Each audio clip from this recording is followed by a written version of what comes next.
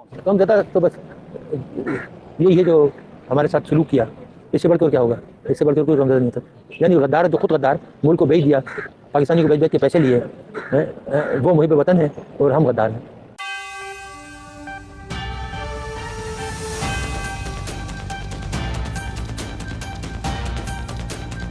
अस्सलाम वालेकुम नाज़रीन, इमरान खान की रिहाई को लेके हर रोज़ एक नया दावा आ जाता है। आज जो दावा किया है वो उनकी फैमिली के एक बंदे हफीज़ुल्लाह नियाज़ी, जिन्हें आप जानते हैं, उनके वो बहनोई भी हैं।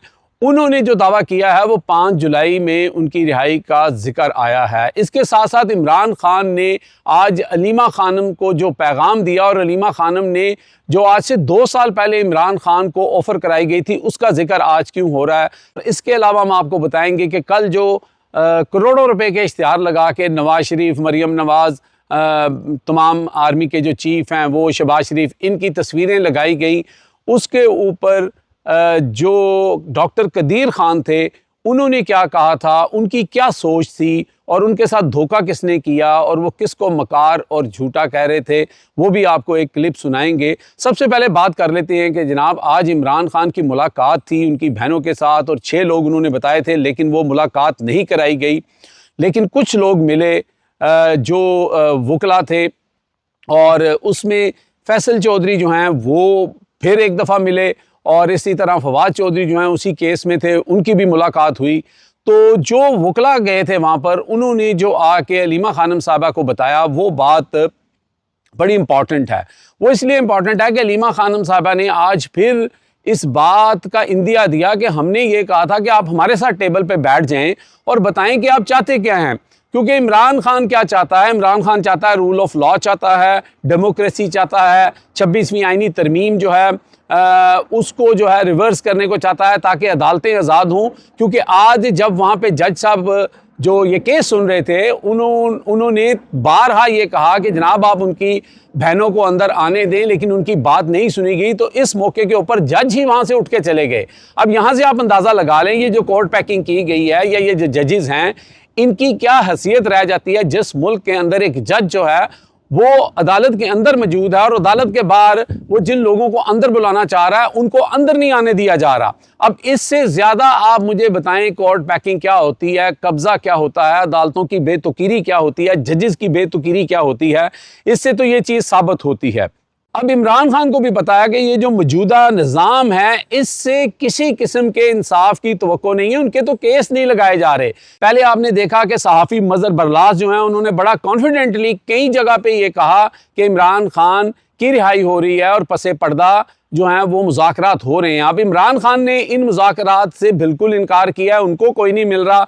अब किससे मुज़ाकरात हो रहे हैं और क्यों हो रहे हैं, इसके अंदर एक बहुत ही टर्निंग पॉइंट है जिसके ऊपर हम आपकी तवज्जो दिलाएंगे, और इस एंगल से पहले हमने नहीं देखा।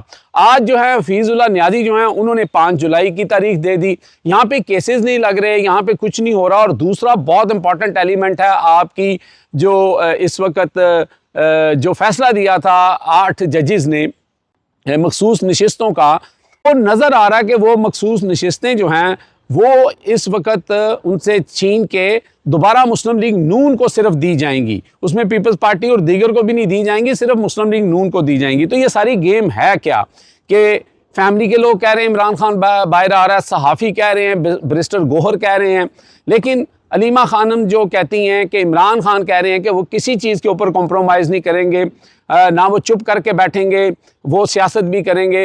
वो यजीदी दौर के 3 दिन भी चुप करके नहीं बैठेंगे, 3 साल तो बड़ी दूर की बात है। आज का बयान इमरान खान का ये है। तो ये सब चल क्या रहा है? अब ज़रा आप एक लम्हे के लिए थोड़ा सा पीछे चले जाएं और आप देखें कि जब इमरान खान की हुकूमत थी और उनके ख़िलाफ़ ये सारी साजिश चल रही थी, और जो सऊदी अरेबिया के जो शहजादे हैं उन्होंने इमरान खान को करके बताया था कि जी आपके ख़िलाफ़ बाजवा साहब साजिश कर रहे हैं, और इमरान खान को यकीन नहीं हुआ था। इमरान खान के बकौल उन्होंने पूछ भी लिया था, तो उन्होंने कहा आप ये क्या बात कर रहे हैं, ऐसा कोई चक्कर ही नहीं है, सब कुछ ठीक है, सब अच्छे की आवाज़ है। लेकिन फिर क्या हुआ, फिर आप सब ने देखा। तो इसी तरह इस वक्त जो नून लीग है उनको शायद ये तसल्ली एक जगह पे दी जा रही है, सारा कुछ किया जा रहा है, लेकिन कहीं ना कहीं कोई ना कोई खिचड़ी बन रही है। अब वो मैं क्यों कह रहा हूँ कि उसकी इंपॉर्टेंट जो एलिमेंट्स हैं वो ये हैं कि इसी तरह से कुछ ना कुछ सामने आ सकता है। अब इमरान खान क्या कह रहे हैं कि वो अपना पॉलिटिकल स्टेक जो है वो अपना दांव पे नहीं लगाना चाहते, क्योंकि इमरान खान की एक रेपुटेशन बनी हुई है। इमरान खान एक इस तरह का इस्तारा बने हुए हैं कि जनाब वो रेजिस्टेंस करते हैं और वो अपने मौक़िफ़ पे कायम है, और इमरान खान अपने मौक़िफ़ से टस से मस नहीं हो सकते। अब देखते हैं जी आगे क्या होगा। अगर इमरान खान बाहर आ जाते हैं और वो तनकीद जारी रखते हैं, तो वो तो जेल से भी कर रहे हैं, वो तो जेल से भी कह रहे हैं जंगल का बादशाह मुल्क चला रहा है, वो तो ये भी कह रहे हैं कि मैं यजीदी दौर और फ़िरौनियत में जो है वो आवाज़ उठाऊंगा। तो वो जो जेल से आवाज़ उठा रहे हैं, अपनी बहनों को कहते हैं, वकला को कहते हैं, वही चीज़ वो अगर बाहर आके कर लेते हैं तो क्या फ़र्क पड़ेगा। ये बात नंबर 1 है, गौर कीजिए। दूसरा मसला ये है कि जो 26वीं आईनी तरमीम है उसको रिवर्स करना। अच्छा, उसको आप कैसे रिवर्स कर सकते हैं? उसको सिर्फ आप जो कौमी असम्बली है, जो सेनेट है, उसके अंदर अगर आपकी मेजॉरिटी हो जाती है तो उस मेजॉरिटी से आप उसको जो है वो रिवर्स कर सकते हैं, और कोई तरीका तो नहीं है डंडा सोटा करके तो रिवर्स नहीं करना। तो अब आ जाएं ज़रा मखसूस नशिस्तों की तरफ कि ये मखसूस नशिस्तें जो हैं इसको क्यों देने की कोशिश की जा रही है इस वक्त नून लीग को, कि नून लीग को और मजबूत कर दिया जाए कि कहीं ना कहीं अगर पीपल्स पार्टी या दूसरी कोई जमात बीच में खेलना चाहे तो वो भी ना खेल सके। अब शायद आपको मेरी थोड़ी थोड़ी बात समझ आ रही होगी कि ये सारा सिनेरियो, ये सारी गेम हो क्या रही है। तो मुझे ये लग रहा है कि इमरान खान जो हैं वो टस से मस नहीं हुए। ये 2 साल पुरानी बात थी जो इमरान खान को ये ऑफर्स कराई गई थी, उसका जिक्र भी आज अलीमा खान साहब ने किया है, लेकिन इस मौके के ऊपर आज दोबारा उस बात को दोहराने का मकसद क्या था। तो बेसिकली किया ये जाएगा या ये होगा कि इमरान खान बाहर आ जाएंगे, इमरान खान बात भी करेंगे, जलसे जुलूस भी करेंगे, क्योंकि ये तो इमरान खान नहीं करेंगे कि एक दफ़ा फिर दौड़ पड़ेंगे इस्लामाबाद की तरफ। वो अपना एक जो एजिटेशन का सिलसिला है उसको थोड़ा सा तहम्मुल से, उसको थोड़ा सा डिफरेंट डिज़ाइन से उसके साथ वो काम करते रहेंगे। और दूसरा ये है कि जो 26वीं आईनी तरमीम है वो जो है वो आप अदालतों से लड़ते रहेंगे या असम्बली में अपनी मेजॉरिटी करने की कोशिश करेंगे, जो कि पॉसिबल नहीं है। तो इसी दौरान ये 2, 2.5, 3 साल जो हैं ये गुजर जाएंगे। मुझे ये लग रहा है कि ये जो इतना कॉन्फिडेंटली बहुत सारे लोग फैमिली से, फैमिली के बाहर से, जैसे मजहर बल्लास हैं, वो एक बड़े ही सीनियर जर्नलिस्ट हैं, वो आज भी बाजिद हैं इस बात के ऊपर। तो ये सारी चीज़ मुझे इस तरफ लग रही है। आप क्या समझते हैं, आप क्या कहते हैं, कमेंट्स करके ज़रूर बताइएगा।